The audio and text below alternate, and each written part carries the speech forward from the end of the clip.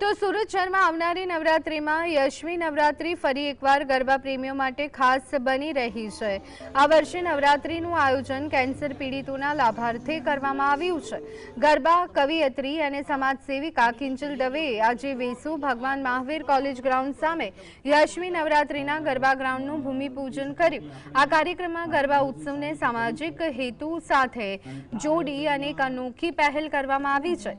ગુજરાતની જાણીતી ગરબા કવિયત્રી કિંજલ દવે આ વર્ષે પણ યશ્વી નવરાત્રિમાં ગરબાની રચનાઓથી લોકોને મંત્રમુગ્ધ કરશે। તેમણે ભૂમિપૂજન પ્રસંગે કહ્યું, આ નવરાત્રિ ફક્ત મનોરંજન માટે નથી, પરંતુ સમાજના દુઃખી વર્ગને મદદરૂપ બનવાનો એક માર્ગ પણ છે।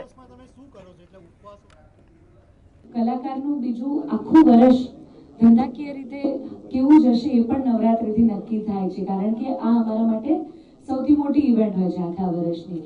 એટલે સુરતની એ બાબતે જોવા જઈએ તો આપણને બધાને ખબર છે કે ઇન્ડિયાના વર્લ્ડના બિગેસ્ટ વેડિંગ્સથી લઈને બિગેસ્ટ નવરાત્રિથી લઈને બધા ઇવેન્ટ અહીંયા થતા હોય છે। એટલે એ બાબતે આની તૈયારી અમે લગભગ 4-5 મહિના પહેલાથી જ શરૂ કરી દેતા હોય છે।